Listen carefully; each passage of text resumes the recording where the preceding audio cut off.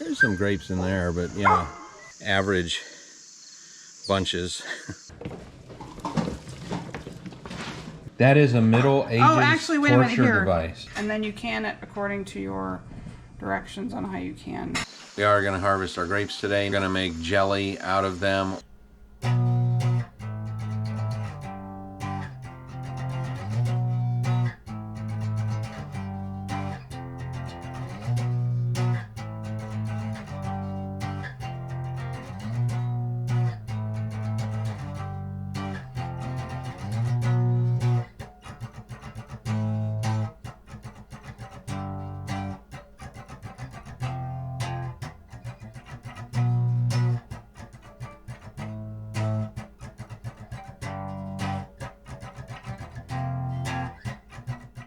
We haven't made any homesteading videos this calendar year, and the reason for that is we're basically taking a year off. So we have several grapevines, and anything that they've produced, they've just done naturally. We haven't pruned anything, we haven't done anything to it. So it looks like there's some grapes on there, not as much as we would normally have, but it looks pretty good for not having tended it at all. Unfortunately, it is raining today. However, this is the day that we've decided to do this, and this is the only day that we do have to do this. So we're going to pick them in the rain, and then everything's going to be processed inside the house. All right, here's our grapevine. It's several vines actually, and I forget how long it is. Yeah, there's several grapevines on here. Yeah, we did not prune it, didn't even take the leaves off this year. There's some grapes in there, but yeah, they seem sweet enough, so we're just gonna pick them and make it happen. It's getting close to the end of the season. Don't want to let them go to waste.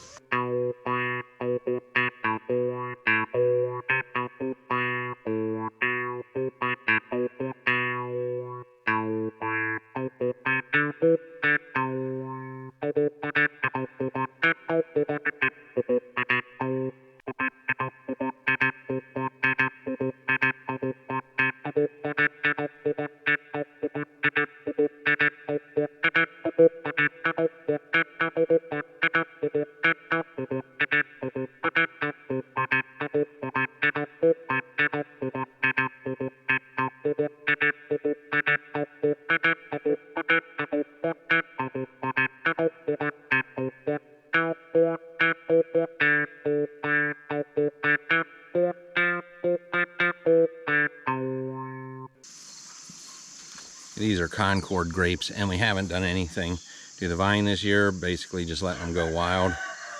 Here's some kind of average bunches. There's plenty on there, just not quite as many as there would be if we had pruned them. So when we pick our grapes, we use pruning shears, and we actually clip them off, and that's how we do it. We don't pull them off of the vine, we clip them. So most of our grapes are the Concord, but then at the end I have two grapevines. I used to grow Catawba and Niagara, and we forgot which ones these are. I think we have one of each. They're ready a little bit later. They don't seem to get fully ripe until a little bit later than the Concord. They get pinkish looking like that there. Those are starting to ripen up. So those are a wine grape. They're good for jelly too. I mean, you can make jelly out of them. It tastes great. It makes an excellent jelly. We'll save those wine grapes, and we'll make a jelly out of those separately at a later time.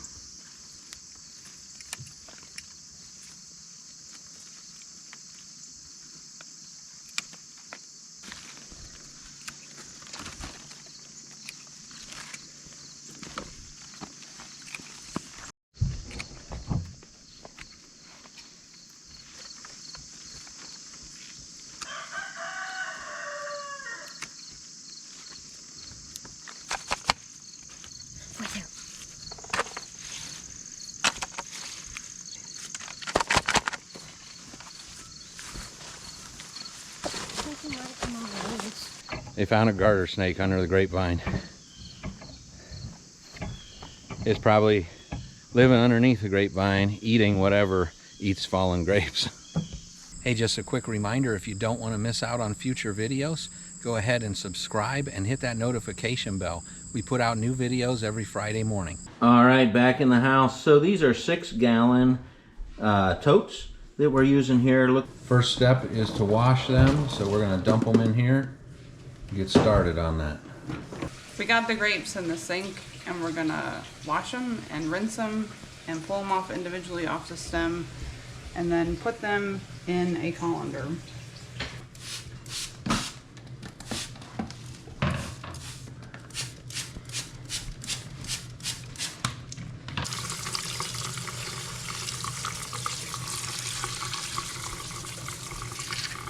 So if you buy your own veggie wash, you can actually make your own, and it's pretty cheap. All you need is filtered water and peroxide. You use 1 part peroxide to 2 parts filtered water. Put it in a spray bottle, label it, and you saved yourself money.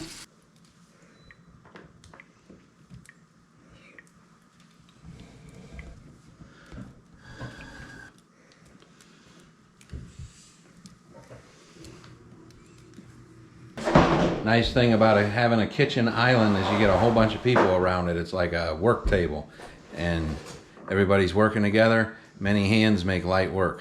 All right, we got the first colander full, and we're gonna rinse it again, and then we're gonna dump it in a pot and start cooking it. And while some of us are doing that, some others will be washing the next batch, right? Yep.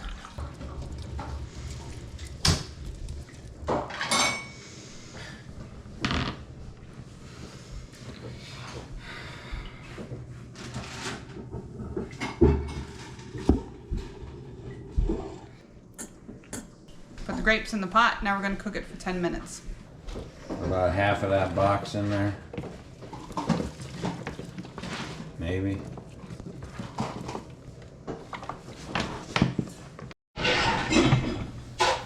So they're starting to cook. Do I need to add any water or anything, or do I just... You don't need to add any water. Don't add any water. Do not add any water. So you just stir them a little bit, and that helps them break up and make some juices or something, maybe?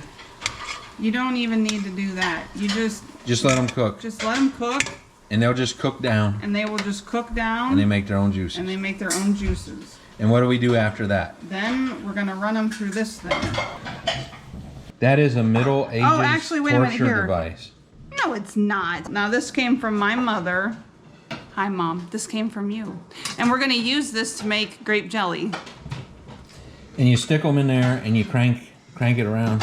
Yeah. It's purple. We use it for grapes. Yeah, because we use it for grapes. So what it does is the holes underneath, that's where the juices will come out of.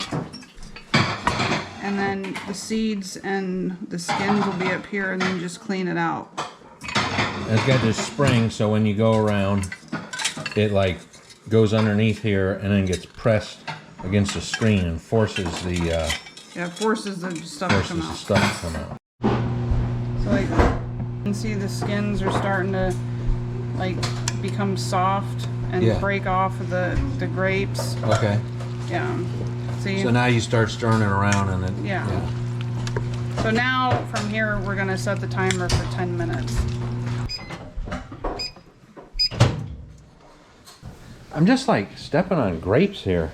Welcome to the kitchen. Your socks will be purple at the end of the day. That's why I wore purple. So see, this is why you don't add water, because it's already making its own juices. This is what it looks like after it's been cooking for 10 minutes.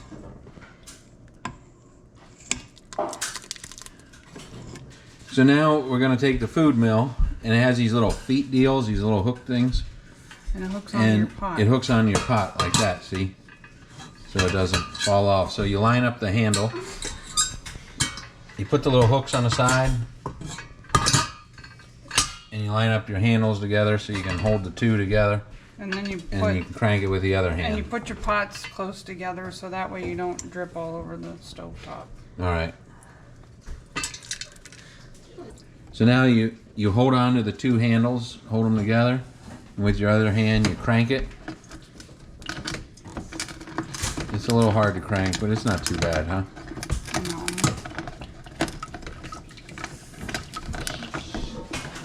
And that spring lets it ride up if it needs to as it goes over the seeds and skins. And then sometimes you have to go backwards and go through. Scraping it off the top so I have a chance to run it over the... So you're left with like skins and seeds. So we cooked the grapes for 10 minutes in the pot. And then after they're cooked for 10 minutes, then we ran them through the food mill. And we did all the grapes that way. And now we have the juice. So this is the juice from all the grapes that we've had. This is the recipe. It's 5 cups of juice. You add your pectin. Then you get it to a boil. You need a full rolling boil for 1 minute. Stir constantly. Then you stir in your sugar all at once. Boil again for 1 minute, stir constantly, remove from heat and put in jars. And then you can it according to your directions on how you can. So you'd can it according to like whatever a canning book says, like the Ball book or, you know, whatever. So here you just measured out the 5 cups of juice into this pot. Yeah. And now you what? You add your pectin? Yeah, and I use a tall pot. So you'll need a tall pot. And the reason why you need a tall pot is because as you cook it and it boils, it's going to bubble up and get frothy. And it can boil over. Right, and you could make a mess. It could boil over when you have sticky mess everywhere. So use a tall pot. That way you have room for it to expand as you're cooking it. Now can we put all the juice together and do this all at once? No, you can't do it all at once. It's best to do it in small batches, because if you did that, because your juice will get frothy, and if you have too much juice, it'll boil over. Okay. So we've already tried that.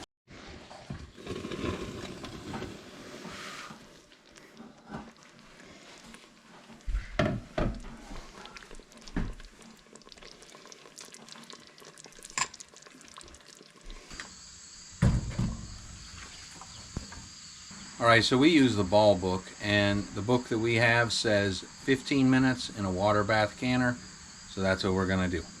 We're jarred up some quartz, and I didn't film it being poured into jars. Alright, starting to boil, time to add the jars. So you're supposed to put them in without them touching. There's a little rack in the bottom there that holds them up off the bottom. They're not supposed to touch during processing, but sometimes they do. I haven't noticed that it really makes a huge difference. The idea is that they're not going to clang together and break. But whatever, here we go. And of course it stops boiling as we're adding them, because we're dropping the temperatures. You want to get about 1 inch of water above your jar lids. So I'll just put the lid on, and I'm going to listen for when it starts to boil, and I'm going to look, and when it starts boiling again, that's when I start my time. 15 minutes once it's boiling. Okay, so I just got our first batch done, the first round right back here. 7 jars are done. Got 7 more in the canner that are boiling now. As these cool, they're going to seal. So we had a total of about 14 quarts. There's a little bit more than that, and that we're going to use up right away. So we're just going to use it in the refrigerator, so we're not going to have to can it. If you notice, we have a little camp stove that we have outside. We do all our canning outside, and the reason we do that, we like to keep the heat outside. We don't want to heat up the house. All right, there's our first 7 jars there, done and ready to go. And you might notice 1 lid, 2 lids are used. And there's entirely no problem with reusing lids as long as the seal is not damaged and there's no bend on the edge of the lid. You can reuse it. If you don't want to do that, don't do that. But that's what we do. So I don't know if that's recommended or not, but that's what we do, and it's worked fine for years, never had a problem. Now, if you're taking your lids off with a jar opener or a lid opener, you know, and kind of putting some bend on it, then you don't want to do that. You know, if it's bent at all, you don't want to reuse that lid. But if you're popping them with your thumbs, you know, you get your hands around a jar and just pop the lids whenever it's time to use it, you won't bend your lids and you can reuse them. Of course, I'm not suggesting that anyone do that. Not sure if that's recommended or not, but that is what we do. All right, so here's the waste product that's left from all the grapes. It's the stems and the seeds and the bad grapes that were in there. You know, anything that we had that we couldn't use. So what do we do with that? We actually give that to our chickens. We give basically all our food scraps and stuff to the chickens, and of course they make the compost, and then from there we, you know, remove their litter and compost that. So this will go to the chickens and it'll feed them, and they'll turn it into compost for us. All right, drop it in there. Hey, our books have arrived. You want me to open it? What are you doing? Yeah, I'm gonna open up the box. That's not a knife. Don't you think that's a little overboard?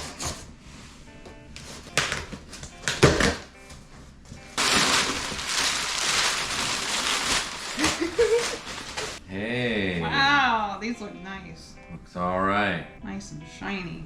It's our newest book, Adventures in Country Living and Sustainability, Book 1, Our Homesteading Journey. All about living on the farm. Some of the adventures we had along the way. There's some advice in here, some tips and tricks. Some full color pictures in here as well. It's not a boring book at all. No, it's got a lot of pictures. But you can read the book too. It's got words too, great ones. This is our first book in this series. It covers how we moved to the countryside. We lived on a farm. We got into homesteading, had our own business, our trials and errors and different things that we did along the way, the ups and downs, the things we learned. Our second book we plan to release later this year, Our Handmade Home, all about how we built our own house with our own hands, with help from friends and family. I liked it because it was like a trip down memory lane, seeing all the things that we went through and how far we've come.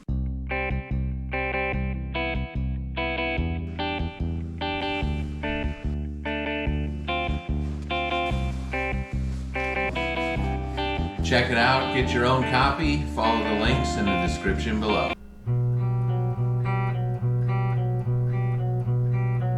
Well, if you've enjoyed this video, please share it with your friends and hit that like button if you haven't done so already. And while you're at it, go ahead and subscribe to our channel. We put out new videos every week, every Friday morning. And if you'd like to receive notifications when we do upload the next video, hit that notification bell. And check out our channel. We have several videos just like this one or very similar. We do various things including hiking, biking, boating, fishing, builds of various kinds, mostly outdoor activities. Some homesteading is thrown in there as well. This channel is for the experience. We do these things for the experience of doing them and to show others how you can do it too. We try to be fun and entertaining while being educational all at the same time. Sometimes these experiences are done for the first time, and other times they're things that we do all the time. Sometimes we do things just for the fun of doing it. Thank you. We'll see you on the next one.